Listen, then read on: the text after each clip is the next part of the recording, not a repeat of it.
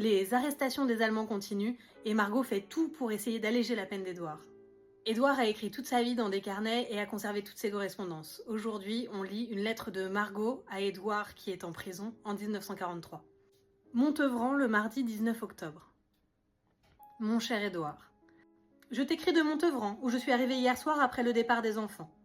Fort bon dîner avec un entremets au marron, mais qu'il est difficile de déguster en face de la maîtresse de maison qui expédie ses repas tel un anachorète.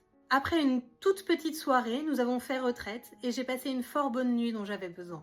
C'est rigolo parce que Montevran, c'est la propriété qui est juste à côté de la rougellerie. Tantôt, j'irai sans doute faire un petit tour à la maison où je retournerai demain après déjeuner préparer ton colis et mes bagages.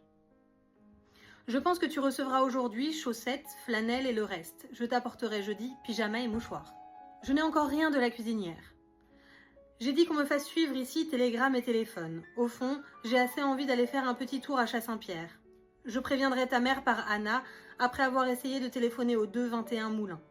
De toute façon, si je m'absente, Marcel assurera tes colis. C'est toujours sportif de joindre Elisabeth. J'ai écrit à Thérillon qui pourra me fournir du contreplaqué pour le ping-pong des enfants. Ce sera leurs étrennes. J'ai écrit à Braque. Julia va porter la lettre et j'espère pouvoir la signer jeudi ou vendredi. Le colonel Chavannes est arrêté, ce qui devait arriver, et le docteur Lepage aussi. Impossible donc d'avoir des renseignements sur le garde qui s'est présenté. Ce René Martin devait être remplacé par Marcel Hiller, qui a dû t'écrire et, après 3 jours, ne voulait plus rester, trouvant la maison d'un mauvais exemple pour sa fille. Réfléchis à tout cela et dis-moi ce que tu en penses. J'aimerais bien savoir ce qu'ils ont fait pour que le garde trouve qu'il donne mauvais exemple à sa fille. J'ai eu follement affaire avec le départ des enfants et la désorganisation de la maison.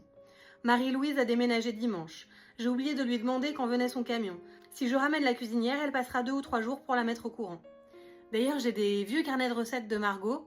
Si ça vous amuse, je pourrais en faire une vidéo, il y a des recettes qui sont assez étonnantes. Les enfants n'ont finalement pas joué leur comédie, et dimanche, nous avons été dire adieu au bruyère. Au revoir, mon vieux, à jeudi. Le mon vieux, il est incroyable. Pense à me dire si le gâteau des enfants était bon et si les semelles sont bien. Également si tu veux des chaussettes. Je t'embrasse tendrement, Margot. Ton chien adore l'aliment complet et va mieux. Faut savoir qu'Édouard a une passion pour les chiens et ils sont toujours en très bonne place sur ses photos. Demain, une grande nouvelle arrive. À demain!